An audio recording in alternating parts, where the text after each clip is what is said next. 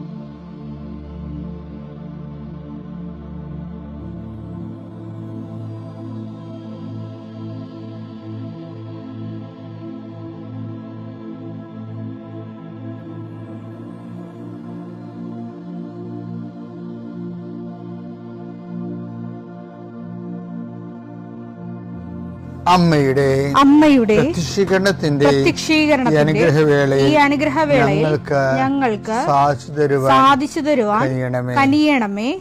ആമേൻ. വിശ്വാസ പ്രമാണം. സർവശക്തനായ പിതാവും ആകാശത്തിന്റെയും ഭൂമിയുടെയും സൃഷ്ടാവുമായ ദൈവത്തിൽ ഞാൻ വിശ്വസിക്കുന്നു. അവിടുത്തെ ഏകപുത്രനും ഞങ്ങളുടെ കർത്താവുമായ ഈശോമിശിഹായിലും ഞാൻ വിശ്വസിക്കുന്നു. ഈ പുത്രൻ പരിശുദ്ധാത്മാവിനാൽ ഗർഭസ്ഥനായി കന്യകാമറിയത്തിൽ നിന്ന് പിറന്ന് പൊന്തിയോസ് പീലാത്തോസിന്റെ കാലത്ത് പീഡകൾ സഹിച്ച് കുരിശിൽ തറയ്ക്കപ്പെട്ട് മരിച്ച് അടക്കപ്പെട്ട് പാതാളങ്ങളിൽ ഇറങ്ങി മരിച്ചവരുടെ ഇടയിൽ നിന്ന് 3-ാം നാൾ ഉയർത്ത് സ്വർഗത്തിലേക്ക് എഴുന്നള്ളി സർവശക്തിയുള്ള പിതാവായ ദൈവത്തിന്റെ വലതുഭാഗത്തിരിക്കുന്നു. അവിടെ നിന്ന് ജീവിക്കുന്നവരെയും മരിച്ചവരെയും വിധിക്കുവാൻ വരുമെന്നും ഞാൻ വിശ്വസിക്കുന്നു. പരിശുദ്ധാത്മാവിലും ഞാൻ വിശ്വസിക്കുന്നു. വിശുദ്ധ കത്തോലിക്കാ സഭയിലും പുണ്യവാന്മാരുടെ ഐക്യത്തിലും പാപങ്ങളുടെ മോചനത്തിലും ശരീരത്തിന്റെ ഉയർപ്പിലും നിത്യമായ ജീവിതത്തിലും ഞാൻ വിശ്വസിക്കുന്നു. ആമേൻ. സ്വർഗ്ഗസ്ഥനായ ഞങ്ങളുടെ പിതാവേ, അങ്ങയുടെ നാമം പൂജിതമാകണമേ. അങ്ങയുടെ രാജ്യം വരണമേ. അങ്ങയുടെ തിരുമനസ് സ്വർഗത്തിലെ പോലെ ഭൂമിയിലും ആകണമേ. അന്നു വേണ്ടുന്ന ആഹാരം ഇന്ന് ഞങ്ങൾക്ക് തരണമേ. ഞങ്ങളോട് തെറ്റ് ചെയ്യുന്നവരോട് ഞങ്ങൾ ക്ഷമിക്കുന്നത് പോലെ ഞങ്ങളുടെ തെറ്റുകൾ ഞങ്ങളോടും ക്ഷമിക്കണമേ. ഞങ്ങളെ പ്രലോഭനത്തിൽ ഉൾപ്പെടുത്തരുതേ, തിന്മയിൽ ഞങ്ങൾ രക്ഷിക്കണമേ. ആമേൻ. നന്മ നിറഞ്ഞ മറിയമേ, സ്വസ്തി. കർത്താവ് അങ്ങയുടെ കൂടെ സ്ത്രീകളിൽ അങ്ങ് അനുഗ്രഹിക്കപ്പെട്ടവളാകുന്നു. അങ്ങയുടെ ഉദരത്തിൻ ഫലമായി ഈശോ അനുഗ്രഹിക്കപ്പെട്ടവനാകുന്നു. പരിശുദ്ധ മറിയമേ, തമ്പുരാന്റെ അമ്മേ, പാപികളായ ഞങ്ങൾക്ക് വേണ്ടി ഇപ്പോഴും ഞങ്ങളുടെ മരണസമയത്തും തമ്പുരാനോട് അപേക്ഷിക്കണമേ. ആമേൻ. കർത്താവേ, നിന്റെ ഉന്നതമായ നാമത്തിന് സ്തോത്രം ചെയ്യുന്നു. കർത്താവേ, നിന്റെ വിശുദ്ധ പൗരോഹിത്യത്തെ മഹത്വപ്പെടുത്തണമേ. കർത്താവെ, സഭയിലുള്ള സാന്നിധ്യം പ്രകടമാക്കണമേ. 40 വർഷം ഞാൻ അർപ്പിച്ച കൃപാനയുടെ യോഗ്യതയാൽ കൃപാസനത്താറെ ജീവനോടെ പ്രത്യക്ഷപ്പെട്ട പരിശുദ്ധ അമ്മയുടെ മാധ്യസ്ഥത്തില് ഞാൻ മക്കളെ ആശീർവദിക്കുന്നു. അങ്ങയുടെ മക്കൾ ഇന്ന് യാത്ര ചെയ്യുന്ന ഓരോ ഇടങ്ങളെ സംബന്ധിച്ച് പ്രാർത്ഥിക്കുന്നു. അങ്ങയുടെ മക്കൾ ഇന്ന് കണ്ടുമുട്ടുന്ന ഇടങ്ങളെ സമർപ്പിച്ച് പ്രാർത്ഥിക്കുന്നു. അങ്ങയുടെ മക്കൾ ഇന്ന് കണ്ടുമുട്ടുന്ന ഇടങ്ങളെ, കണ്ടുമുട്ടുന്ന വിഷയങ്ങൾ, സംസാരിക്കാൻ പോകുന്ന വിഷയങ്ങൾ, ആ സംസാരിക്കാൻ പോകുന്ന വിഷയങ്ങൾക്ക് ഒരു തീരുമാനം കിട്ടാൻ വേണ്ടി ഇന്ന് തീരുമാനം ഉണ്ടാകണമെന്ന് ആഗ്രഹിച്ച് പ്രാർത്ഥിക്കുന്നവരുണ്ട്. അവരെ സമർപ്പിച്ച് പ്രാർത്ഥിക്കുന്നു. ഈശോയെ, ഓരോരോ പ്രാക്ടിക്കൽ എക്സാം ചെയ്യുന്ന ആൾക്കാരുണ്ട്, ഡോക്ടറേറ്റ് തീസിസ് ചെയ്യുന്ന ആൾക്കാരുണ്ട്, അവരുടെ ഗൈഡുമാരിൽ നിന്ന് അവർക്ക് വേണ്ടത്ര സഹകരണം കിട്ടാത്തവരുണ്ട്. ഈശോയെ മത്സ്യത്തൊഴിലാളി സഹോദരങ്ങളുണ്ട്, അവർക്ക് എന്തെങ്കിലും ജോലി കിട്ടണ ഒരു ചാകര സമയമാണിത്. ഇതുവരെക്കും ഒരു ജോലി കിട്ടിയതായിട്ട് അറിഞ്ഞിട്ടില്ല ഈശോയെ. കടങ്ങൾ മാത്രം ബാക്കിയായിട്ടുണ്ട്, മക്കൾ വിഷമിക്കുന്നുണ്ട്. വെളുപ്പിന് 3 മണിക്ക് എഴുന്നേറ്റ് പോകുന്നവർ വെറും കൈയോടെ വരുന്നതും കാണുന്നുണ്ട്. ഈശോയെ, എല്ലാവരുടെയും കടങ്ങളെ പരിഹരിക്കാൻ വേണ്ടി മാത്രം കടലിൽ നീ അനുഗ്രഹിക്കണം. കർത്താവ്, കാർഷിക മേഖലകളിൽ പ്രവർത്തിച്ചിട്ട് കർത്താവെ, അതുകൊണ്ട് വേണ്ടത്ര വരുമാനമോ അതിൻ്റെ തൊഴിൽക്കൂലികൾ കൂടുകയും അതിൻ്റെ വരുമാനത്തിൽ നിന്ന് മാർക്കറ്റിൽ നിന്ന് നമുക്ക് വിറ്റുവരവ് കുറയുകയും ചെയ്യുന്ന അവസ്ഥയിൽ എങ്ങനെ ജീവിക്കും? സ്ഥലം വിറ്റ് കളഞ്ഞാലോ, റബ്ബർ തോട്ടമോ ഏലത്തോട്ടമൊക്കെ വിറ്റ് കളഞ്ഞാലോ അത് നോക്കി നടത്താൻ ആളിലൊന്ന് ഓർത്ത് വിചാരിച്ചിട്ട് സ്ഥലം വിൽക്കാൻ നടക്കുന്നവരുണ്ട്. ആ ഉള്ള സ്ഥലത്ത് നിന്ന് വേണ്ടത്ര വരുമാനം കിട്ടാത്തവരുണ്ട്. ഈശോയെ, പല തലത്തിൽ വിഷമിക്കുന്ന അനുഭവിക്കുന്ന help those who are all kind of troubles. കർത്താവെ, അത് നിൻ്റെ പരിഗണനയിലുള്ള വിഷയമാണ്. കർത്താവെ, നിൻ്റെ നാമത്തെ മഹത്വപ്പെടുത്തണമേ. കർത്താവെ, സഭയിലുള്ള സാന്നിധ്യം പ്രകടമാക്കണമേ.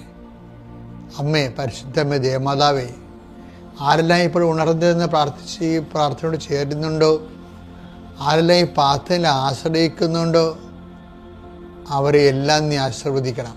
എൻ്റെ കർത്താവിൻ്റെ ഉന്നതമായ നാമത്തിൽ, സഭയുടെ അധികാരത്തിൽ, കുരിശിൻ്റെ അടയാളത്തിൽ, ദൈവത്തിൻ്റെ ശക്തിയാൽ ഈ ദിവസം കർത്താവ് നിങ്ങളെ അനുഗ്രഹിക്കുകയും ആശ്വസിപ്പിക്കുകയും ചെയ്യട്ടെ. എൻ്റെ പ്രിയപ്പെട്ടവരെ, നമ്മൾ അഭിമുഖീകരിക്കുന്ന ഒരു പ്രശ്നമാണ് സാധാരണ കൃപാസനത്തിലെ പല ക്രിസ്ത്യൻ സാക്ഷ്യങ്ങളെക്കാളും ഉന്നതമായ ഗുണനിലവാരം പുലർത്തുന്ന നോൺ ക്രിസ്ത്യൻസിൻ്റെ സാക്ഷ്യങ്ങളുണ്ട്. അപ്പോൾ അത് നമ്മൾ കേൾക്കും, നമുക്ക് തോന്നും, ദൈവമേ, ഇവർക്കൊക്കെ ഇതെങ്ങനെ സാധിക്കുന്നെന്ന് തോന്നും. എനിക്ക് തോന്നിയിട്ടുള്ളൊരു കാരണം, ഈ ക്രിസ്ത്യൻസ് ഈ ഉടമ്പടി എടുക്കുമ്പോൾ തന്നെ അവർ ദൈവബന്ധങ്ങൾക്ക് ഒത്തിരിയേറെ ഉടമ്പടിയേതര മാർഗങ്ങൾ, നൊവേന പോലെയുള്ള അല്ലെങ്കിൽ തീർത്ഥയാത്ര പോലെയുള്ള പലതരത്തിൽ ദൈവത്തോട് ഇടപഴകാൻ പറ്റുന്ന രീതിയിലുള്ള പ്രാർത്ഥനാ രീതികൾ അവരുടെ കയ്യിലുണ്ട്. അപ്പം അവർ അങ്ങനെ പലതും അവർ അനുഷ്ഠിക്കും. തീർത്ഥയാത്ര, അതുപോലെ തന്നെ ജപമാല പ്രാർത്ഥന, നൊവേന പ്രാർത്ഥന, കർണക്കൊന്ത, ഇങ്ങനെ പല കാര്യങ്ങളും അവർ അനുഷ്ഠിക്കും. എന്നിട്ട് അതിൽ ഒരു കാര്യമായിട്ട് ഉടമ്പടി എടുക്കും. നിങ്ങൾ ഈ ജന്മത്ത് ഉടമ്പടിയുടെ യാതൊരു അനുഗ്രഹങ്ങൾക്കും അവകാശമാക്കാൻ പോണില്ല. എന്താ കാര്യം? നിങ്ങൾ ഉടമ്പടിയിലല്ലെന്ന് ഞാൻ പറയത്തുള്ളൂ. ഉടമ്പടിയിലായിട്ടുള്ള വ്യക്തി ഇപ്പോൾ ഒരാളെ ഉറക്കത്തിൽ വിളിച്ചാലും അയാൾ ആദ്യം ചിന്തിക്കണം, അയ്യോ, ഞാൻ ഉടമ്പടിയിലാണല്ലോ എന്നായിരുന്നു. ചിലർക്ക് ഭയങ്കര സന്തോഷമാണ് ദൈവമായിട്ട് ഉടമ്പടി ചെയ്യാൻ കഴിഞ്ഞതിൽ സന്തോഷം.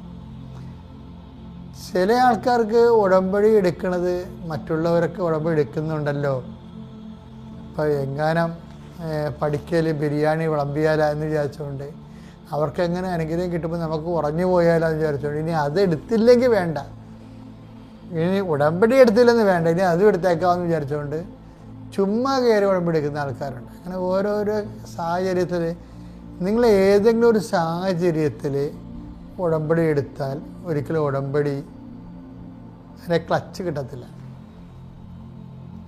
അതിൻ്റെ കാരണം, നിങ്ങൾ ഉടമ്പടിക്ക് വേണ്ടിയല്ല ഉടമ്പടി എടുക്കണത്, വേറെ എന്തിനു വേണ്ടിയാണ്? ഉടമ്പടിക്ക് വേണ്ടി ഇപ്പം ചില ആൾക്കാർക്ക് യാതൊരുവിധ ഇൻറ്റൻഷനും ഇല്ല. അവരോട് ചോദിക്കാൻ നമ്മൾ ഉടമ്പടി എടുക്കുന്നത് എന്തിനാണ്? ആ ഉടമ്പടിയില്ല വെച്ചാൽ ദൈവമായിട്ട് അടുത്ത് ജീവിക്കാൻ വേണ്ടിയാണെന്ന് പറയും. അപ്പം ആ ഉടമ്പടി തന്നെ അവർ വളരെ ഹാപ്പിയാണ്. ഉടമ്പടി തന്നെ ഒരാൾ ഹാപ്പി ആണെങ്കിൽ അയാൾ വല്ലാത്ത ഹാർവസ്റ്റിങ് നടത്തും. കാര്യം എന്താണ്? ഉടമ്പടിയിൽ തന്നെ അയാൾ ഹാപ്പിയാണെങ്കിൽ ദൈവത്തിൽ ഹാപ്പിയാണെന്ന് അതിൻ്റെ അർത്ഥം. ഇപ്പം നമ്മുടെ ഒരു വചനം വായിച്ചില്ലേ, വിശ്വസിക്കാൻ, കർത്താവിൽ വിശ്വസിക്കാൻ കഴിഞ്ഞതിൽ സന്തോഷിച്ചുകൊണ്ട് അവരും കുടുംബവും സന്തോഷിച്ചു വന്നു. അപ്പോസ്തല പ്രവർത്തനം 16:34. ദൈവത്തിൽ വിശ്വസിച്ചതുകൊണ്ട് ദൈവത്തിൽ വിശ്വസിച്ചുകൊണ്ട് അവനും കുടുംബാംഗങ്ങളും അത്യന്തം ആനന്ദിച്ചു. അതാണ് കറക്റ്റ് ആനന്ദം എന്ന് പറയുന്നത്. ഇപ്പം ദൈവത്തിൽ നിന്ന് ജോലി കിട്ടിയത് കൊണ്ടോ ദൈവത്തിൽ നിന്ന് മക്കള് ജനിച്ചത് കൊണ്ടോ വീട് വെച്ചത് കൊണ്ടൊന്നുമല്ല. സുവിശേഷത്തിലെ കറക്റ്റ് ആനന്ദം എന്ന് പറയുന്നത് അതാണ്. എന്താണ്? ദൈവത്തിൽ വിശ്വസിക്കാൻ കഴിഞ്ഞത് അയാളെ കുടുംബം, പാറാവുകാരനെ കുറിച്ച് പറയണാണേ, പാറാവുകാരനും കുടുംബവും സന്തോഷിച്ചു വന്നു. എൻ്റെ മക്കളെ, ഈ സന്തോഷത്തിലേക്ക് വരണം. ഉടമ്പടി എടുക്കാൻ കഴിഞ്ഞത് കൊണ്ട് തന്നെ നീ നിൻ്റെ കുടുംബവും സന്തോഷം ഉണ്ടാകണം. ഉടമ്പടി എടുക്കാൻ കഴിഞ്ഞത് കൊണ്ട് തന്നെ നീയും കുടുംബവും സന്തോഷം ഉണ്ടാകണം. അങ്ങനെയാണെങ്കിൽ ഒരിക്കലും നിൻ്റെ സന്തോഷത്തിന് ഒരു കാലത്തും കുറവ് വരത്തില്ല. കാര്യം എന്താ? നിൻ്റെ സന്തോഷത്തിൻ്റെ ആസ്പദം ദൈവത്തിൻ്റെ ആനുകൂല്യമല്ല, ദൈവം തന്നെയാണ്. പിതാവിൻ്റെയും പുത്രൻ്റെയും പരിശുദ്ധാത്മാവിൻ്റെയും നാമത്തിൽ. അമ്മ ജീവനോട് പ്രത്യക്ഷപ്പെട്ട ഈ ആൾക്കാരിൽ അമ്മയുടെ പ്രത്യക്ഷീകരണത്തിൻ്റെ സാക്ഷിയാക്കി എന്നെ ഉയർത്തിനോർത്ത് ഞാൻ നന്ദി പറയുന്നു. പരിശുദ്ധ അമ്മയ്ക്കും തിരുക്കുമാരനും ഞാൻ കോടാനുകൂടി നന്ദി പറയുന്നു. ഞാൻ തൊടുപുഴ, ഇടുക്കി ജില്ലയിലെ തൊടുപുഴ എന്ന സ്ഥലത്ത് നിന്ന് ഞാൻ വരുന്നു. എൻ്റെ പേര് കുമാരി വാസുദേവൻ. ഞാനൊരു അക്രൈസ്തവയാണ്. ഇതെൻ്റെ മകൾ അമൃത. പിന്നെ കൃപാസനത്തെ പറ്റി ഞാൻ കേട്ടത് എൻ്റെ മകളിലൂടെയാണ്. എൻ്റെ മകളാണ് ആദ്യം ഉടമ്പടി എടുത്തിരുന്നത്. എൻ്റെ മകളാണ് ആദ്യം ഉടമ്പടി എടുത്തിരുന്നത്. എനിക്ക് ഒരു വീടില്ലായിരുന്നു. ആ വീടിന് വേണ്ടി ഞാൻ പ്രാർത്ഥിച്ചുകൊണ്ടിരുന്നു. അമ്മയുടെ മുമ്പിൽ വന്ന് ഉടമ്പടി എടുത്ത് പ്രാർത്ഥിച്ചു. ഞാൻ ഉടമ്പടി എടുക്കാനുണ്ടായ കാരണം എൻ്റെ മകൾ എന്നോട് പറഞ്ഞു, ഇങ്ങനെ ഉടമ്പടി ആലപ്പുഴയിൽ കൃപാസനം എന്നൊരു സ്ഥാപനമുണ്ട്, അവിടെ പരിശുദ്ധ അമ്മ ഒരുപാട് അനുഗ്രഹങ്ങളും കൃപകളും നൽകുന്ന അമ്മയാണ് എന്ന് പറഞ്ഞു. അത് കേട്ടപ്പോൾ എനിക്ക് ഒത്തിരി ആഗ്രഹം തോന്നി. ഞാനും ഉടമ്പടി എടുക്കാൻ ഇടയായി. ഞാൻ ഈ ആൾത്താര അതുപോലെ തന്നെ ഞാൻ സ്വപ്നം കണ്ടിരുന്നു. പരിശുദ്ധ അമ്മയും ഈശോയും നിൽക്കുന്നത്, അതുപോലെ ജോസഫ് അച്ഛൻ ഈ ആൾത്താരയിൽ ബൈബിളുമായിട്ട് നിൽക്കുന്ന സ്വപ്നം കണ്ടു. അങ്ങനെയാണ് ഞാൻ ഉടമ്പടി എടുക്കാൻ വന്നത്. ഞാൻ ഉടമ്പടി എടുത്ത് പ്രാർത്ഥിച്ചതിൻ്റെ ഫലമായി എനിക്കൊരു ഭവനം വേണമെന്നായിരുന്നു എൻ്റെ ആദ്യത്തെ നിയോഗം.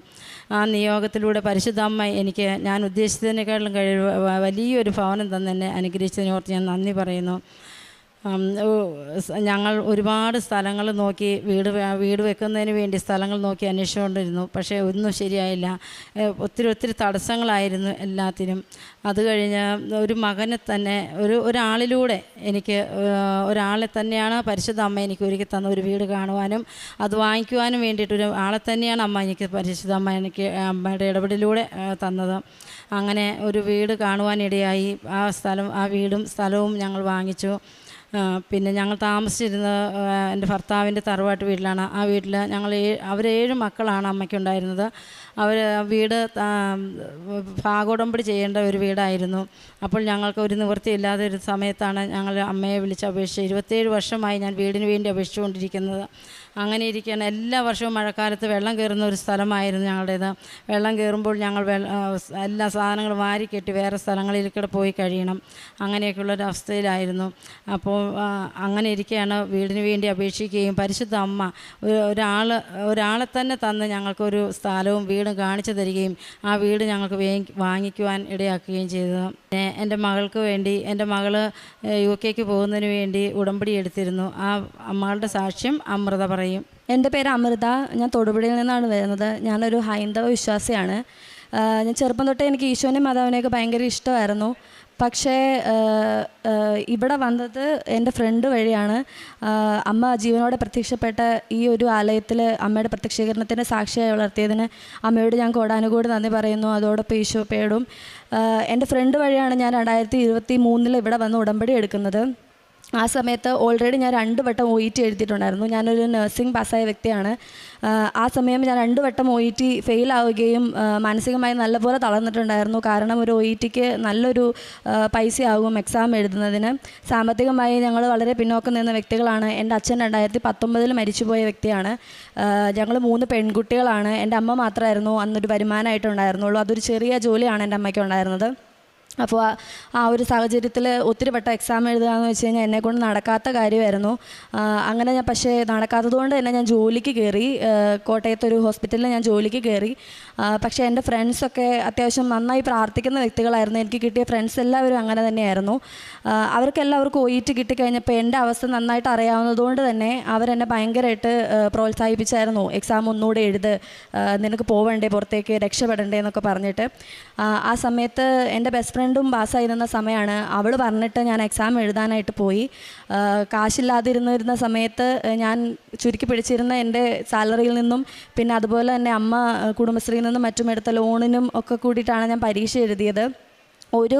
ഒരു ഉറപ്പുമില്ലാതെയാണ് ഒരു കോൺഫിഡൻസും ഇല്ലാതെയാണ് ഞാൻ എക്സാം എഴുതിയത്. കാരണം ഞാൻ പ്രിപ്പറേഷൻ കഴിഞ്ഞിരുന്ന സമയത്ത് 2 വട്ടം ഞാൻ തോറ്റുപോയിട്ടുണ്ടായിരുന്നു.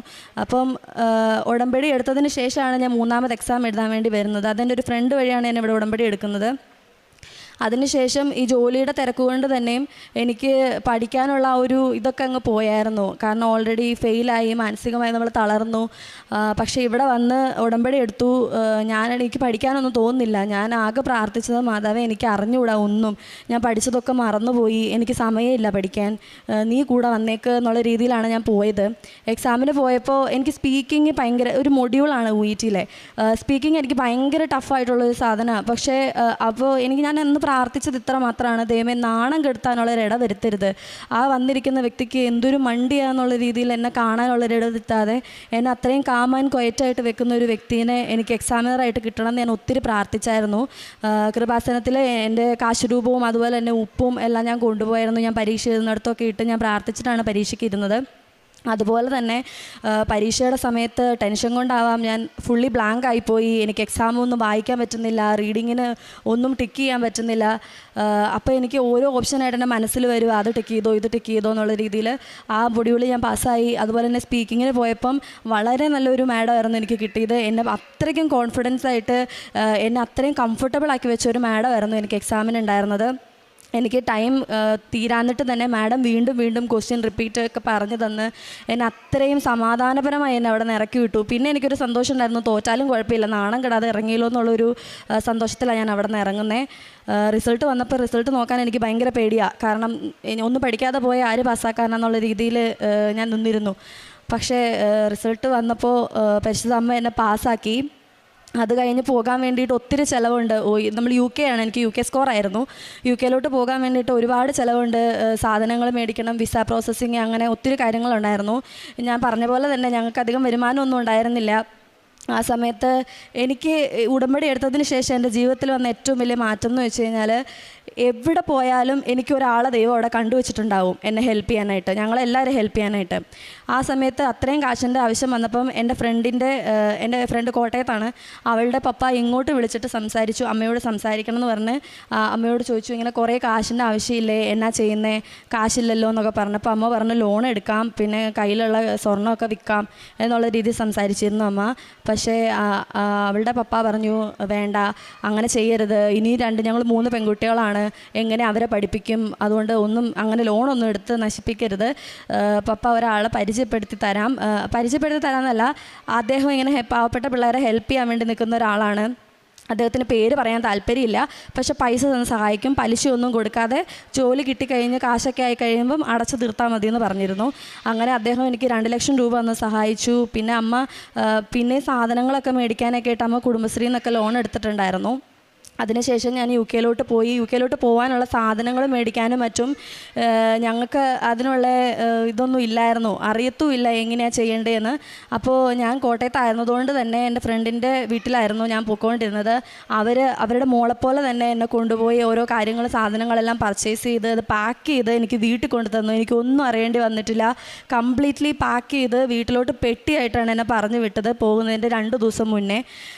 അത്ര എന്നെ ഹെൽപ്പ് ചെയ്തിട്ടുണ്ടായിരുന്നു. അത് മാതാവിൻ്റെ ശക്തമായ ഇടപെടൽ മാത്രമാണ് അങ്ങനെ ഒരു വ്യക്തിനെ എനിക്ക് തന്ന് എൻ്റെ അച്ഛൻ മരിച്ചു പോയെങ്കിൽ ആ സ്ഥാനത്ത് നിന്നെല്ലാം പപ്പ ചെയ്തു തന്നിട്ടുണ്ടായിരുന്നു. അതുപോലെ 2 ലക്ഷം രൂപ എന്ന് സഹായിച്ച അദ്ദേഹം ഇപ്പോഴും എനിക്കറിയില്ല ആരാന്ന്. പക്ഷേ ജോലി കിട്ടി, ഞാൻ UK പോയി ജോലി കിട്ടിക്കഴിഞ്ഞിട്ട് 1 വർഷത്തിന് മുന്നേ തന്നെ ഞാൻ ആ പൈസ കൊടുത്ത് തീർത്തായിരുന്നു. അത് ഞാൻ ചെയ്യേണ്ട കാര്യമായതുകൊണ്ട് തന്നെ ഞാനത് ചെയ്തിട്ടുണ്ടായിരുന്നു. പിന്നെ പറയാനായിട്ട് അമ്മ വീടിൻ്റെ കാര്യം പറഞ്ഞത്, ഞങ്ങൾ 27 വർഷമായിട്ട് ഞങ്ങൾ എൻ്റെ അച്ഛൻ്റെ തറവാട്ടിലാണ് താമസിച്ചുകൊണ്ടിരുന്നത്. അത് എല്ലാവർക്കും ഭാഗം കൊടുക്കേണ്ട ഒരു വീടാണ്. അപ്പോൾ ഞങ്ങൾക്ക് സ്വന്തമായിട്ടൊരു വീടെന്ന് പറഞ്ഞാൽ ഞങ്ങൾ സ്വപ്നം പോലും ചിന്തിക്കാൻ പറ്റാത്തൊരു കാര്യമാണ്. കാരണം എനിക്കൊരു ജോലിയുണ്ട്, അമ്മയ്ക്ക് ചെറിയൊരു ജോലിയുണ്ട്. പക്ഷേ ഒരു വീടെന്നൊക്കെ പറഞ്ഞു കഴിഞ്ഞാൽ എന്തോരം ചിലവാകും നമുക്ക് എല്ലാവർക്കും അറിയാം. ഞങ്ങൾ വീടിന് ജോലിയുടെ ആ ബലത്തിൽ ഞാൻ പറഞ്ഞു, ഓക്കെ നോക്കിക്കോ, വീട് നോക്കിക്കോ, സ്ഥലം നോക്കിക്കോളാനൊക്കെ പറഞ്ഞു. അപ്പോൾ അമ്മയും എൻ്റെ അനിയത്തിമാരുമാണ്, അവർ വീടൊക്കെ നോക്കി തുടങ്ങി, സ്ഥലമൊക്കെ നോക്കി തുടങ്ങി. പക്ഷെ ഒന്നും ശരിയാവുന്നില്ല, മൊത്തം തടസ്സങ്ങളായിരുന്നു. അത് കഴിഞ്ഞിട്ട് ഞാൻ ഒട്ടും പ്രതീക്ഷിക്കാത്തൊരു വ്യക്തി ഞങ്ങളുടെ ജീവിതത്തിലോട്ട് കടന്നു വന്നു. അദ്ദേഹം വന്നതിന് ശേഷം ആ ആൾ തന്നെ നമുക്കൊരു വീട് കണ്ടുപിടിച്ച് തന്നു, വീടും സ്ഥലമൊക്കെ ആയിട്ട്. ഞങ്ങളുടെ വീട് എന്ന് പറയുന്നത് ഒരു മുറിയുള്ള ഒരു അടുക്കളയുള്ള ഒരു കുഞ്ഞു വീടായിരുന്നു.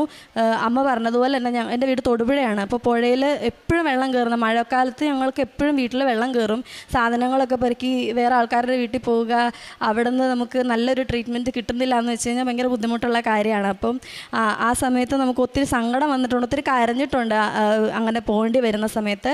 അപ്പോൾ ഈ വ്യക്തി വന്നതിന് ശേഷം ആ വീടൊക്കെ കണ്ടുപിടിച്ച് ഞങ്ങളുടെ എല്ലാ കാര്യങ്ങളും, ഇപ്പം ഞാൻ അവിടെ ഇല്ലാത്തതുകൊണ്ട് തന്നെ എല്ലാ കാര്യങ്ങളും കവറപ്പ് ചെയ്ത് എനിക്ക് കാശ് കൊടുക്കേണ്ട ആവശ്യം മാത്രമേ വന്നിട്ടുള്ളൂ. ബാക്കിയെല്ലാം ഓടാനും സാധനങ്ങൾ മേടിക്കാനും വീടിൻ്റെ ആധാരം പരിപാടി അങ്ങനെ എല്ലാത്തിനും ആൾ വന്നിട്ടുണ്ടായിരുന്നു. ആ വ്യക്തിയാണ് ഞങ്ങൾക്കിപ്പോൾ ഒരു വീടിന് വേണ്ടിയിട്ട് ഞങ്ങളെ ഹെൽപ്പ് ചെയ്തത്. അതും മാതാവ് അയച്ച വ്യക്തിയായിട്ട് തന്നെയാണ് നമ്മൾ കാണുന്നത്. ഞാൻ പറഞ്ഞതുപോലെ തന്നെ ഞങ്ങൾക്ക് എപ്പോഴും മാതാവ് ഒരാളെ കരുതി വെച്ചിട്ടുണ്ടാകും പോകുന്ന എല്ലായിടത്തും. അത് മാതാവിൻ്റെ ശക്തമായ ഇടപെടലാണ്. കാരണം ആ വ്യക്തി അങ്ങനെ ഒരു ആവശ്യത്തിന് വേണ്ടി നമ്മുടെ ലൈഫിലോട്ട് വരേണ്ട വ്യക്തിയല്ല. ഇപ്പോൾ നമുക്കൊരു വീട് ശരിയായി, അത്യാവശ്യം നല്ല ഒരു മുറിയിൽ നിന്ന് 4 മുറിയുള്ളൊരു വീടാണ് നമുക്കിപ്പോൾ ഉള്ളത്.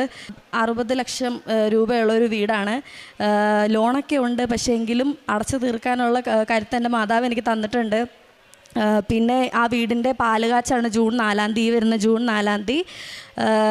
അപ്പോൾ അതിന് മുന്നേ ഇവിടെ വന്ന് അമ്മയോട് നന്ദി പറയണമെന്ന് ഭയങ്കര ആഗ്രഹമായിരുന്നു. അതുകൊണ്ടാണ് നമ്മളിപ്പോൾ വന്നത്. കാരണം ഞങ്ങളുടെ ജീവിതത്തിലെ ഏറ്റവും വലിയ ആവശ്യവും അതുപോലെ തന്നെ ഏറ്റവും വലിയ സ്വപ്നമാണത്. അതിപ്പോൾ നടക്കാൻ പോവുകയാണ്. ഞങ്ങൾ സ്വപ്നം കണ്ടതിനേക്കാളിലും അപ്പുറം ഭംഗിയായിട്ടുള്ളൊരു ഭവനാണത്. മാതാവിനോട് എത്ര നന്ദി പറഞ്ഞാലും മതിയാവത്തില്ല. പ്രേക്ഷിത പ്രവർത്തനമായിട്ട് ഞാൻ പത്രമൊക്കെ കൊടുക്കാനൊക്കെ പോകുമായിരുന്നു. പക്ഷേ നമുക്ക് ഒരു സ്റ്റാറ്റസിൻ്റെ പ്രശ്നം ഉള്ളതുകൊണ്ട് തന്നെ അച്ഛൻ പറയുന്ന പോലെ തന്നെ പത്രം കൊടുക്കാനൊക്കെ ഭയങ്കര മടിയാണ്. ഞാൻ ഇത്ര ചെറുപ്പമായിട്ട് എങ്ങനെയാണ് കൊടുക്കണമെന്നൊക്കെ ഉള്ളൊരു മടിയായിരുന്നു. പക്ഷേ ഞാൻ പ്രാർത്ഥിക്കുമായിരുന്നു, മാതാവേ ഈശോയെ ഞാൻ എങ്ങനെ കൊടുക്കും, എനിക്ക് മടി ആരെങ്കിലും എന്തെങ്കിലും പറഞ്ഞു കഴിഞ്ഞാൽ മോശമല്ലേ എന്നൊക്കെ. പക്ഷേ ഞാൻ ഇവിടെ ഹോസ്പിറ്റലുകളിലാണ് കൊണ്ടേ കൊടുക്കുക. അവിടെ കൊണ്ടേ കൊടുക്കുമ്പോൾ അവിടുത്തെ ആളുകൾ ഇങ്ങോട്ട് വന്നിട്ട് ചോദിക്കും, പത്രം തരാമോ, ഞങ്ങൾക്ക് വേണ്ടി പ്രാർത്ഥിക്കാവോ എന്നൊക്കെ. എനിക്ക് അങ്ങനെ പ്രാർത്ഥിക്കാനൊന്നും അറിയത്തൊന്നും ഉണ്ടായിരുന്നില്ല. പക്ഷേ എനിക്ക് അറിയാവുന്നത് വെച്ച് ഈ പറയുന്ന പോലെ സ്വർഗ്ഗസ്ഥനായ പിതാവെയൊക്കെ പറഞ്ഞ് ഞാൻ അവർക്ക് വേണ്ടി പ്രാർത്ഥിക്കുമായിരുന്നു. അവർക്ക് തൈലമൊക്കെ തേച്ച് കൊടുക്കുമായിരുന്നു. ഞാൻ പിന്നെ ഒരു കാര്യം പറയാൻ വിട്ടുപോയി. എക്സാമിന് പോയപ്പോൾ ഞാൻ എൻ്റെ കാശുരൂപം ഇതൊക്കെ ആയിട്ടാണ് പോയത്. ഉപ്പിട്ട് പ്രാർത്ഥിച്ചൊക്കെ ചെയ്തിട്ടുണ്ടായിരുന്നു കേട്ടോ. പിന്നെ അത് കഴിഞ്ഞിട്ട് പിന്നെ കാരുണ്യ പ്രവർത്തികളായിട്ട് ഞാനവിടെ ഒരു വൃദ്ധസദനത്തിൽ പോകുന്നുണ്ടായിരുന്നു. കുറേ അമ്മമാരുള്ളൊരു വൃദ്ധസദനമാണ്. അവരെ കുളിപ്പിക്കാനും അവർക്ക് ഫുഡ് കൊടുക്കാനും പിന്നെ നഖം വെട്ടി കൊടുക്കാനൊക്കെ പോകുമായിരുന്നു. പിന്നെ അവിടെ ഒരു ഓർഫണേജ് ഉണ്ട് കുഞ്ഞുമക്കളുള്ള.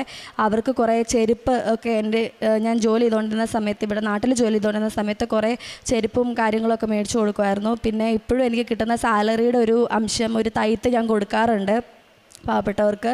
പ്രാർത്ഥിക്കുന്നതെന്ന് വെച്ചാൽ എനിക്ക് ജപമാലയൊന്നും ചെല്ലാൻ അറിയത്തില്ലായിരുന്നു. എൻ്റെ ഫ്രണ്ട്സ് തന്നെ ഹെൽപ്പ് ചെയ്തിട്ടുണ്ടായിരുന്നേ. അപ്പോൾ അമ്മയ്ക്കും പഠിപ്പിച്ചു കൊടുത്തിട്ടുണ്ട്. ഇപ്പോൾ മുടങ്ങാതെ എല്ലാ ദിവസവും ഒരു കൊന്തെങ്കിലും ഞങ്ങൾ എത്തിക്കും.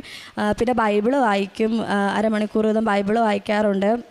രാവിലെ പ്രത്യക്ഷീകരണ പ്രാർത്ഥന രാവിലെയും വൈകിട്ടും ചൊല്ലാറുണ്ട്.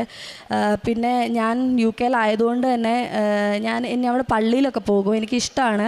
എനിക്ക് കുർബാന സ്വീകരിക്കാൻ പറ്റത്തില്ല എന്ന് എനിക്കറിയാം. പക്ഷേ ഞങ്ങളവിടെ അവിടെ നമുക്ക് ബ്ലെസ്സിങ് മേടിക്കാൻ പറ്റും. നോൺ ക്രിസ്ത്യൻസിനായാലും ആർക്കായാലും ബ്ലെസ്സിങ്സ് അച്ഛന്മാർ നമുക്ക് ബ്ലെസ് ചെയ്യും. അപ്പം ഞാൻ അതിന് പോകാറുണ്ട്. എനിക്ക് ജോലിയില്ലാത്ത സമയങ്ങളിലൊക്കെ ഞാൻ പള്ളിയിൽ പോകാറുണ്ട്, പ്രാർത്ഥിക്കാറുണ്ട്. കാരണം അതൊരു സന്തോഷമാണ് എപ്പോഴും ഈശോയിലായിരിക്കുക എന്ന് പറയുന്നത്. അങ്ങനെ എൻ്റെ കാര്യങ്ങളെല്ലാം, ഞങ്ങളുടെ കാര്യങ്ങളെല്ലാം ഭയങ്കര മാജിക്കലായിരുന്നു എന്ന് വേണം പറയാനായിട്ട്. Not by merit but by grace എന്ന് പറയുന്ന പോലെ എല്ലാ കാര്യങ്ങൾക്കും ഞങ്ങൾക്ക് ഓരോ വ്യക്തികളെ ഹെൽപ്പ് ചെയ്യാനും ഒക്കെ ആയിട്ട് വെച്ചിട്ടുണ്ടാവും. അത് ദൈവമായിട്ട് നമുക്ക് തരുന്നത് മാത്രമാണ്, അല്ലാതെ ഞങ്ങൾക്ക് അത്ര വലിയ ബന്ധങ്ങളോ പരിചയങ്ങളോ 2 ലക്ഷം രൂപ കടം തരാനുള്ള ആളുകളോ വ്യക്തികളോ ഒന്നും ഞങ്ങളുടെ ലൈഫിലില്ല. നമുക്ക് പേഴ്സണലി അങ്ങനെ ഒത്തിരി ഹെൽപ്പ് ചെയ്യാനുള്ള ആൾക്കാരും നമുക്കില്ലായിരുന്നു. പക്ഷേ എവിടുന്നെങ്കിലും മാതാവായിട്ട് അവരെ കൊണ്ടുതരും. മാതാവിൻ്റെ രൂപത്തിൽ മാതാവ് തന്നെയാണ് ആ വരുന്നത് നമുക്കറിയാം. പിന്നെ അമ്മയ്ക്ക് സുഗന്ധാഭിഷേകവും സ്വപ്നമൊക്കെ കണ്ടിട്ടുണ്ടായിരുന്നു. അതിനെപ്പറ്റി അമ്മ പറയും. ആൾത്താരയിൽ വന്ന് വീടിന് വേണ്ടി പ്രാർത്ഥിച്ചുകൊണ്ടിരുന്ന സമയത്ത് ഒത്തിരി സങ്കടപ്പെട്ടാണ് ഞാൻ പ്രാർത്ഥിച്ചുകൊണ്ടിരുന്നത്. അപ്പം ഞാൻ പ്രാർത്ഥിച്ചുകൊണ്ടിരുന്ന സമയത്ത് എനിക്ക് സുഗന്ധാഭിഷേകം കിട്ടി. 2 പ്രാവശ്യം എനിക്ക് സുഗന്ധാഭിഷേകം കിട്ടിയിട്ടുണ്ട്. പിന്നെ ഞാൻ ജപമാല ചൊല്ലും, പ്രാർത്ഥിക്കും, കാലത്തും വൈകിട്ടും പ്രാർത്ഥിക്കും. കാരുണ്യ പ്രവർത്തികളും പ്രേക്ഷിത വേലകളൊക്കെ ചെയ്യാറുണ്ട്. ഗവൺമെൻറ് ഹോസ്പിറ്റലിൽ ചോറ് വെച്ചുകൊണ്ട് രോഗികൾക്ക് കൊടുക്കും. പിന്നെ അവരുടെ വിഷമങ്ങളെല്ലാം കേൾക്കും, ഇരുന്ന് സംസാരിക്കും അവരോട്. പിന്നെ എന്നാൽ കഴിയുന്ന രീതിയിൽ ഞാൻ അവർക്ക് പൈസ കൊടുത്ത് സഹായിക്കും. പിന്നെ ഡ്രസ്സ്, ഞാൻ ഉരുൾപൊട്ടലുണ്ടായ സമയം, പ്രളയം ഉണ്ടായ സമയം ഞാൻ 10 പേർക്ക് ഞാൻ വസ്ത്രം മേടിച്ച് കൊടുത്തിട്ടുണ്ട്. പിന്നെ കുഞ്ഞു പിള്ളേർ നോക്കുന്ന സ്ഥലത്ത് ഞാൻ അവർക്ക് വേണ്ടിയിട്ടുള്ള ഭക്ഷണങ്ങളും ഡ്രസ്സും വേറെ വീടുകളിൽ നിന്ന് കളക്ട് ചെയ്ത് ഞാൻ കൊണ്ട് കൊടുക്കാറുണ്ട്. അങ്ങനെ കാരുണ്യ പ്രവൃത്തികളൊക്കെ ചെയ്യുമായിരുന്നു. പിന്നെ ജോസഫ് അച്ഛനെ ഈ ആൾത്താര ഇതുപോലെ ഞാൻ സ്വപ്നം കണ്ടു. അതാണ് ഞാൻ ഉടമ്പടി എടുക്കാനുണ്ടായ ഒരു കാരണം തന്നെ. ഈ ആൾത്താരയിലേക്ക് വരാനുണ്ടായ കാരണം ജോസഫ് അച്ഛൻ ഇവിടെ നിന്ന് പ്രാർത്ഥിക്കുന്നതും ബൈബിൾ കൈ പിടിച്ചുകൊണ്ട് നിൽക്കുന്നതും ഒക്കെ ആയിട്ട് ഞാൻ സ്വപ്നം കണ്ടിട്ടുണ്ട്. പിന്നെ ഞാൻ എന്ത് പ്രാർത്ഥിച്ചാലും മാതാവ് എനിക്കത് സാധിച്ചു തന്നിട്ടുണ്ട്.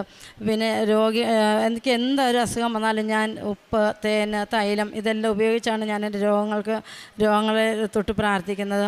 എൻ്റെ മകൾക്ക് പീരീഡ്സ് ആകാതെ 9 മാസത്തോളം പീരീഡ്സ് ആയ ഒരു കുട്ടി. എന്നിട്ട് 9 മാസം പീരീഡ്സ് ആകാതെ നിന്ന് 2 വട്ടം ഞാൻ മരുന്ന് വാങ്ങിച്ചു. എന്നിട്ട് ആ മരുന്ന് കഴിക്കുമ്പോൾ മാത്രം ആകും. അത് കഴിയുമ്പം അത് നിർത്തി കഴിയുമ്പോൾ വീണ്ടും ആകാതെ 9 മാസം അങ്ങനെ ഇരുന്നപ്പോഴത്തേനും എൻ്റെ മൂത്ത കുട്ടി അമൃത പറഞ്ഞു, മരുന്ന് മേടിക്കാൻ അമ്മച്ചി എന്ന് പറഞ്ഞു. അപ്പം ഞാൻ പറഞ്ഞു, ഇല്ല, മാതാവിനോട് ഞാൻ പ്രാർത്ഥിക്കുന്നുണ്ട്. മാതാവിൻ്റെ തൈലം ഞാൻ അവളുടെ എന്നും വയറിൽ തേച്ച് പ്രാർത്ഥിക്കുമായിരുന്നു. അങ്ങനെ ഇരിക്കെ അവൾ ഒരു ദിവസം ലാസ്റ്റ് ഞാൻ പറഞ്ഞു, മാതാവേ 5 ദിവസത്തിനുള്ളിൽ ഇവളെ പീരീഡ്സ് ആക്കി തരണം, അല്ലെങ്കിൽ ഇനിയും ഹോസ്പിറ്റലിൽ കൊണ്ടുപോയി ഇവിടെ എന്നെ വഴക്ക് പറയും എന്ന് ഞാൻ മാതാവിനോട് പ്രാർത്ഥിച്ചു. അങ്ങനെ ഇരിക്കും 3 ദിവസമായപ്പോഴത്തേനും അവൾ പീരീഡ്സായി. ഇപ്പോൾ റെഗുലറായിട്ട് പീരീഡ്സ് ഉണ്ടായിക്കൊണ്ടിരിക്കുന്നു. പിന്നെ എൻ്റെ ഇളയ കുട്ടിക്ക് പീരീഡ്സ് ആയി കഴിയുമ്പോൾ ഭയങ്കര വയറുവേദനയാണ്, മേല് വിറയ്ക്കും, നടുവേദന ഒക്കെ, ഛർദ്ദിക്കാൻ വരും, ഇങ്ങനെയൊക്കെയാണ്. അപ്പോൾ ഞാൻ ഉപ്പ് വായിൽ തൊട്ട് കൊടുത്ത് തൈലവും തേച്ച് തേനും കൊടുത്ത് ഞാൻ വിശ്വാസപ്രമാണം ചൊല്ലി പ്രാർത്ഥിക്കുമ്പോൾ കുഞ്ഞിൻ്റെ വയറുവേദന ഇപ്പോൾ കുറഞ്ഞിട്ടുണ്ട്. ഇപ്പോൾ അങ്ങനെ വലിയ ശക്തമായ വയറുവേദനയൊന്നുമില്ല, ഉണ്ട് എങ്കിലും അത്ര വലിയ ശക്തമായ വയറുവേദനയൊന്നും ഇല്ലാതെ അങ്ങനെ പോകുന്നു. പിന്നെ എല്ലാം അനുഗ്രഹിച്ച എൻ്റെ മാതാവിനും തിരുക്കുമാരനും ഞാൻ കോടാനുകൂടി നന്ദി പറയുന്നു. പിന്നെ ഞാൻ എല്ലാ ചൊവ്വാഴ്ചകളും ധ്യാനം കൂടാറുണ്ടായിരുന്നു. ഒരു ദിവസം എൻ്റെ ജോലിയും പണിയെല്ലാം കഴിഞ്ഞ് വേറെ ധ്യാനം കൂടാൻ പോയപ്പോഴത്തെ എൻ്റെ വലത് കൈപ്പലയ്ക്കുള്ളിൽ ഭയങ്കര ശക്തമായ വേദന. അങ്ങനെ വേദന അനുഭവിച്ചുകൊണ്ട് ഞാൻ പ്രാർത്ഥിക്കാൻ ധ്യാനം കൂടിക്കൊണ്ടിരിക്കുമ്പോൾ ജോസഫ് അച്ഛൻ പറയുകയുണ്ടായി, കഴുത്തിന് താഴെ വലത് കൈപ്പുറത്ത് ആന ചവിട്ടിപ്പിടിച്ചിരിക്കുന്ന ഭാരം അനുഭവിക്കുന്ന ഒരു രോഗിയെ കർത്താവ് സുഖപ്പെടുത്തുമെന്ന് പറഞ്ഞു. പക്ഷെ എന്നെയാണെന്ന് ഞാൻ വിശ്വസിച്ചിരുന്നില്ല. ഞാൻ ധ്യാനം കഴിഞ്ഞ് പുറത്തിറങ്ങിയപ്പോൾ എന്നോട് ആരോ പറയുകയാണ്, നിൻ്റെ കൈ ഒന്ന് നിവർത്ത്. എനിക്ക് കൈ നിവർത്താൻ പോലും വയ്യാത്തൊരു വേദനയായിരുന്നു. അപ്പോൾ എന്നോട് പറയാം, നിൻ്റെ കൈ വലിച്ച് നിവർത്തുമെന്ന് പറയുന്നു. അപ്പോൾ ഞാൻ കൈ വലിച്ച് നിർത്തിയപ്പോൾ ശരിയാണ്, എൻ്റെ വേദന അന്നേ മാറിയിരുന്നു. പിന്നെ ആ വേദന എനിക്ക് ഉണ്ടായിട്ടില്ല. പിന്നെ ഞാൻ ജോലി ചെയ്യുന്ന ഓഫീസിൽ ചായ ഉണ്ടാക്കി കൊടുക്കുന്ന സമയത്ത് ചൂടുവെള്ളം എൻ്റെ വലത് കാലിൽ മൊത്തം ചൂടുവെള്ളം തിളച്ച വെള്ളമായിരുന്നു. അപ്പോൾ അവിടെ വേറെ ഒരു വസ്തുക്കളും ഉണ്ടായിരുന്നില്ല എൻ്റെ കാലിൽ പുരട്ടുവാനായിട്ട്. അപ്പോൾ ഞാൻ വെള്ളത്തിൽ കൊണ്ടുപോയി കുറേ നേരം വെച്ചു. പക്ഷേ ഭയങ്കര പുകച്ചിലും വേദനയായിരുന്നു. അപ്പോൾ എന്നോട് പറയുകയാണ്, മാതാവിൻ്റെ തൈലം ഇരിപ്പില്ലേ എന്ന് എന്നോട് ഇങ്ങനെ ചോദിക്കുന്ന പോലെ എനിക്ക് തോന്നി. ഞാൻ വേഗം മാതാവിൻ്റെ തൈലം എടുത്ത് വിശ്വാസപ്രമാണം ചൊല്ലി ഞാൻ എൻ്റെ കാലിൽ പുരട്ടിക്കൊണ്ടിരുന്നു. 2 വട്ടം പുരട്ടി പ്രാർത്ഥിച്ചുകൊണ്ട് വിശ്വാസപ്രമാണം ചൊല്ലി. അപ്പോഴും ഞാൻ ഓർത്ത് കുമളയ്ക്കുമായിരിക്കും. കുമളച്ച് കഴിഞ്ഞാൽ എനിക്ക് ജോലിക്ക് വരാൻ പറ്റത്തില്ല, നടന്നാണ് ഞാൻ വരുന്നത്. 10 മിനിറ്റ് നടക്കാനുള്ള വഴിയുണ്ട്. അപ്പോൾ ഞാൻ നടന്നാണ്. അപ്പോൾ ഞാൻ ചെരുപ്പിടാതെയൊക്കെ എങ്ങനെയാണ് റോഡിൽ വരുന്നത്, മാതാവേ എനിക്ക് എൻ്റെ കാല് പൊള്ളിക്കരുതേ, കുമളയ്ക്കരുതേ എന്നൊക്കെ പറഞ്ഞ് മാതാവിനോട് എപ്പോഴും ഇങ്ങനെ പറഞ്ഞുകൊണ്ട് പ്രാർത്ഥിച്ചുകൊണ്ടിരുന്നു. ഞാൻ വൈകുന്നേരമായി വീട്ടിൽ ചെന്നപ്പോൾ ഞാൻ എൻ്റെ മക്കളോട് പറഞ്ഞു, മോളെ കാല് പൊള്ളിയിട്ടുണ്ടെന്ന് നോക്കാൻ പറഞ്ഞു. ഇല്ല, ശകലം പോലും പൊള്ളിയില്ല. പിറ്റേ ദിവസം ഞാൻ ഓർത്ത് തൊലി പൊങ്ങിയിട്ടുണ്ടായിരിക്കും എന്ന് ഞാൻ വിചാരിച്ചു. പക്ഷേ ശകലം പോലും എൻ്റെ തൊലിക്ക് ഒരു കോട്ടം തട്ടാതെ മാതാവ് എന്നെ സംരക്ഷിച്ചു. ഇതെല്ലാം മാതാവിൻ്റെ ഈശോയുടെയും ഒരുപാട് അനുഗ്രഹങ്ങൾ എനിക്കും എൻ്റെ കുടുംബത്തിനും നൽകിക്കൊണ്ടിരിക്കുകയാണ് ഇപ്പോഴും. ഞാൻ അതിൽ ഒത്തിരി സന്തോഷമുണ്ട്. എനിക്കും എൻ്റെ മക്കൾക്കും വേണ്ടി ഒത്തിരി സന്തോഷമുണ്ട്. പിന്നെ എൻ്റെ മക്കൾ പരീക്ഷയ്ക്ക് പോകുമ്പോൾ മാതാവിൻ്റെ ഉടമ്പടി തൈലം തേച്ചാണ് ഞാൻ വിടുന്നത്. ഉപ്പും തേച്ച് കൊടുത്തു വിടും, മാതാവിൻ്റെ കാശുരൂപം കൊടുത്തു വിടും. പ്രാർത്ഥിക്കണമെന്ന് പറഞ്ഞാൽ അവർക്ക് അത്ര വിശ്വാസം ഇല്ലെങ്കിൽ പോലും മക്കൾ പറയും അമ്മച്ചി ഉടമ്പടി തൈലം തേക്കെന്ന് പറഞ്ഞിട്ടാണ് അവർ പറഞ്ഞത്. അപ്പോൾ ഈ പരീക്ഷയ്ക്ക് എല്ലാം അവരെ ജയിപ്പിച്ചു തന്നു. ഇപ്പോൾ ഫോർത്ത് ഇയറിൽ എൻ്റെ കൊച്ച് 3-ാം വർഷ പരീക്ഷ കഴിഞ്ഞ് ഫൈനൽ പരീക്ഷ കഴിഞ്ഞ് ജയിച്ചിരിക്കുകയാണ്. ഇനി അടുത്ത കോഴ്സ് അമ്മയുടെ ഇഷ്ടപ്രകാരം നല്ലൊരു കോഴ്സ് തന്ന് അനുഗ്രഹിക്കട്ടെ എന്ന് ഞാൻ പ്രാർത്ഥിക്കുന്നു. പരിശുദ്ധ അമ്മയ്ക്കും ഇത്രയേറെ അനുഗ്രഹങ്ങളും കൃപകളും നൽകുന്ന പരിശുദ്ധ അമ്മയ്ക്കും തിരുക്കുമാരൻ ഞാൻ കോടാനുകൂടി നന്ദി പറയുന്നു. ഇനിയും മുന്നോട്ട് അമ്മയുടെ പ്രത്യക്ഷീകരണ സാക്ഷിയാക്കി എന്നെ ഉയർത്തണമെന്നും അമ്മയുടെ മകളായി തന്നെ ജീവിക്കണമെന്നാണ് എൻ്റെ ആഗ്രഹം. ഉടമ്പടി മക്കളുടെ ജീവിതത്തിൽ നാം അറിയാത്ത രീതിയിലാണ് ഈശോ നമ്മുടെ മുൻപിൽ പോകുന്നത്. ഈ മകളുടെ കാര്യത്തിൽ ഇടപെടുകയും പെട്ടെന്ന് തന്നെ 2 ലക്ഷം രൂപ റെഡിയായി കൊടുക്കുകയും തന്നെയുമല്ല ഈ കൂട്ടുകാരുടെ കുടുംബം തന്നെയാണ് എല്ലാവിധ സഹായങ്ങളും നൽകി എല്ലാം റെഡിയാക്കി ഈ മകളെ UK പറഞ്ഞയച്ചത്. ഇവിടെ നാം കാണുന്നത് ഈശോയുടെ മമ്മയുടെ ഒരു വലിയ ഇടപെടലാണ്. ഈ വഴിയിലൂടെ ഇതിനു മുൻപ് നീ പോയിട്ടില്ലാത്തതിനാൽ പോകേണ്ട വഴി അവർ കാണിച്ചു തരുമെന്ന് പറഞ്ഞത് ജോഷുവ പ്രവാചകൻ്റെ വചനം എത്രയോ വ്യക്തമാണ്. ഈ മകളുടെ ജീവിതത്തിൽ ഒരിക്കലും പോകാത്ത വഴിയാണ് ഉടമ്പടി വഴി. ഒരിക്കലും സഞ്ചരിക്കാത്ത ആത്മീയ യാത്രയാണ് ഉടമ്പടി യാത്ര. കാരണം ഇത്രയും വർഷക്കാലം നാം ഒരുപക്ഷെ പ്രാർത്ഥന ചൊല്ലുകയായിരുന്നു. പക്ഷെങ്കിൽ ഉടമ്പടിയിൽ ചൊല്ലുക മാത്രമല്ല, ചെയ്യുന്ന പ്രാർത്ഥനയും കൂടിയാണ്. ആ ഉടമ്പടി നിബന്ധനകൾ അനുസരിച്ച് ജീവിക്കുമ്പോൾ ഈശോയും അമ്മയും നമ്മുടെ ജീവിതത്തിൽ ആ പോയിട്ടില്ലാത്ത വഴിയിലൂടെ പോകേണ്ട വഴി കാണിച്ചു തരുന്ന ഒരു ദൈവമാണ് നമ്മുടെ കൂടെയുള്ളത്. ആ വഴിയിലേക്ക് കൈപിടിച്ച് നടത്തുന്ന ഒരമ്മയാണ് കൃപാസനം അമ്മ. അങ്ങനെയാണ് ഈ മകളുടെ കാര്യത്തിൽ ഒരിക്കലും പ്രതീക്ഷിക്കാത്ത രീതിയിൽ അമ്മ ഈശോ ഇടപെട്ട് ഈ മകൾക്ക് എല്ലാ സഹായവും നൽകി UK പറഞ്ഞു വിടുകയാണ്. അങ്ങനെ UK പോയി ജോലി ചെയ്തു. അങ്ങനെ ജോലി ചെയ്തപ്പോഴാണ് പിന്നീടുള്ള ആഗ്രഹം, ഭവനം എന്ന ആഗ്രഹം. ഈ മകൾ തന്നെ ഇനി ഭവനത്തിന് വേണ്ടി ഈ അമ്മയും മക്കളും ഒരു വീടിന് വേണ്ടി ആഗ്രഹിച്ചു. പല സ്ഥലങ്ങളിലും പോയി കണ്ടു, പക്ഷെ ഒന്നും ശരിയാവുന്നില്ല. അവിടെയും വേറൊരു വ്യക്തി ഇടപെടുകയാണ്. ആ വ്യക്തിയിലൂടെ ഒരു ഭവനം കണ്ടുപിടിക്കാൻ സാധിക്കുകയും ഈ മകൾ UK നിന്ന് എല്ലാവിധ സഹായങ്ങളും കൊടുക്കുകയും ഏറ്റവും അവസാനം ആ വ്യക്തിയിൽ കൂടെ തന്നെയാണ് നല്ലൊരു വീട്, അവരൊരിക്കലും സ്വപ്നം പോലും കാണാൻ സാധിക്കാത്ത ഒരു വീടാണ് അമ്മ ഈശോയും കാണിച്ചു കൊടുത്തത്. 50-60 ലക്ഷം രൂപയുടെ ഒരു വീട്. ഒരു ചെറിയ റൂമിൽ താമസിച്ചിരുന്ന ഈ മക്കൾ ഒരു വലിയ വീടിലേക്ക് ഒരു മാറ്റം, അത് ഈശോയുടെ മമ്മയുടെ ഒരു വലിയ കരുണയാണ്, കൃപയാണ്. അങ്ങനെ ഈ മക്കൾ ആ ഭവനം എന്ന സ്വപ്നവും ഈശോയും അമ്മയും സാക്ഷാത്കരിച്ച് കൊടുക്കുകയാണ്. അവിടെയും ഒരു വ്യക്തിയുടെ ഇടപെടലാണ്. ഉടമ്പടി ജീവിതം നയിക്കുന്ന മക്കളുടെ ജീവിതത്തിൽ എപ്പോഴും ഈശോയുടെ മമ്മയുടെ ഒരു ഇടപെടലുണ്ട്. എല്ലാം മുൻകൂട്ടി കാണുന്ന ഒരു ദൈവത്തിൻ്റെ ഇടപെടൽ. എന്തു തന്നെ ആയാലും ഭയപ്പെടേണ്ട ആവശ്യമില്ല. ധൈര്യത്തോടെ വിശ്വാസത്തോടെ ഉടമ്പടി ജീവിതം നമുക്ക് മുന്നോട്ട് നയിക്കാം. കാരണം നാം അറിയാത്ത വഴികളിൽ സഞ്ചരിക്കുമ്പോഴും പേടിക്കേണ്ട. കാരണം നമ്മുടെ കൂടെ ആ ദൈവ സാന്നിധ്യമുണ്ട്. കൃപാസനം ഉടമ്പടിയിൽ നിലനിൽക്കുമ്പോൾ പരിശുദ്ധ അമ്മയാണ് നമ്മെ കരം പിടിച്ച് മുന്നോട്ട് നയിക്കുന്നത്. അതുകൊണ്ടാണ് ഈ മക്കളുടെ ജീവിതത്തിൽ ഏറ്റവും നല്ല രീതിയിൽ ഈശോയും അമ്മയും അനുഗ്രഹിച്ചത്. തന്നെയുമല്ല ഈ മകൾക്ക് സുഗന്ധാഭിഷേകത്തിലൂടെ ഈശോയുടെ അമ്മയുടെ സാന്നിധ്യം മനസ്സിലാക്കാൻ സാധിക്കുകയും ജോസഫ് അച്ഛനെ സ്വപ്നം കാണുകയും പിന്നീടാണ് ആദ്യമായിട്ട് കുമാരി വാസുദേവൻ ഇവിടെ വരുന്നതിന് മുമ്പ് തന്നെയാണ് സ്വപ്നം കണ്ടത്. ജോസഫ് അച്ഛനെയും ഈ കൃപാസനവും എല്ലാം സ്വപ്നം കണ്ടിരുന്നു. പക്ഷേങ്കിൽ ഇത് കൃപാസനമാണെന്ന് അന്ന് അറിയില്ലായിരുന്നു. പിന്നീട് ഇവിടെ വന്ന് ഉടമ്പടി എടുത്തതിന് ശേഷമാണ് ഇതായിരുന്നു ആ സ്വപ്നത്തിൽ കണ്ട കൃപാസനം എന്ന് മനസ്സിലായത്. ആ സ്വപ്നം കണ്ടതിന് ശേഷമാണ് ഈ മകൾക്ക് കൃപാസനത്തിലേക്ക് വരുവാനും ഉടമ്പടി എടുക്കുവാനുമുള്ള ഒരു ഉൾപ്രേരണ മനസ്സിൽ ലഭിച്ചത്. ഇവിടെയെല്ലാം നാം കാണുന്നത് ഈശോയും അമ്മയും ഇവിടെ കാര്യത്തിൽ ഇടപെടുകയാണ്. പുറപ്പാട് പുസ്തകം 33:14 പറയുന്നത്, ഞാൻ തന്നെ നിന്നോട് കൂടെ വരികയും നിനക്ക് ആശ്വാസം നൽകുകയും ചെയ്യുമെന്നാണ്. ഉടമ്പടി മക്കളുടെ ജീവിതത്തിൽ എപ്പോഴും കൂടെ നിൽക്കുന്ന ഒരു ദൈവത്തിൻ്റെ സാന്നിധ്യവും ആശ്വാസം നൽകുന്ന ഒരമ്മയുടെ കരുണയും വാത്സല്യവുമാണ് നമുക്ക് അനുഭവിക്കാൻ സാധിക്കുന്നത്. അതാണ് കുമാരി വാസുദേവനും മകൾ അമൃതയും നമ്മളോട് ഷെയർ ചെയ്തത്. നമ്മുടെ ജീവിതത്തിലും ഉടമ്പടി വഴിയിലൂടെ മുന്നോട്ട് പോകുമ്പോൾ ഒരു പക്ഷേ പോയിട്ടില്ലാത്ത വഴിയിലൂടെ ആവാം നാം യാത്ര ചെയ്യുന്നത്. ഭയപ്പെടേണ്ട ആവശ്യമില്ല. നമ്മുടെ കൂടെ ഈശോയും അമ്മയുമുണ്ട് നമ്മുടെ കൈ പിടിച്ച് മുന്നോട്ട് നയിക്കുവാൻ. മനുഷ്യരാശി ഇതിനു മുൻപ് പോകാത്ത, ഒരിക്കലും കാണാത്ത വഴിയിലൂടെയാണ് പോകുന്നത്.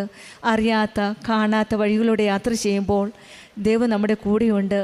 ആ ദൈവം നമ്മെ കരം പിടിച്ച് നടത്തുമെന്ന വിശ്വാസത്തോടെ നമ്മുടെ ഉടമ്പടി ജീവിതം കൂടുതൽ തീഷ്ണതയോടെ, വിശ്വസ്തയോടെ, സത്യസന്ധതയോടെ നമുക്ക് മുന്നോട്ട് നയിക്കാം. കുമാരി വാസുദേവനും അമൃതയ്ക്കും കുടുംബത്തിൽ ലഭിച്ച എല്ലാ അനുഗ്രഹങ്ങളും പ്രത്യേകിച്ചുമായ ഇടപെടലുകൾ, ഈശോയുടെയും അമ്മയുടെയും ഇടപെടലുകളാണ് കൂടുതൽ ഇവർക്ക് മനസ്സിലാക്കാൻ സാധിക്കുന്നത്. തന്നെമല്ല ഈ മകൾ പറഞ്ഞത് കുർബാനയ്ക്ക് പോകുന്നത് പലപ്പോഴും നാം കേൾക്കാറുണ്ട് UK കുർബാനയില്ല എന്ന്.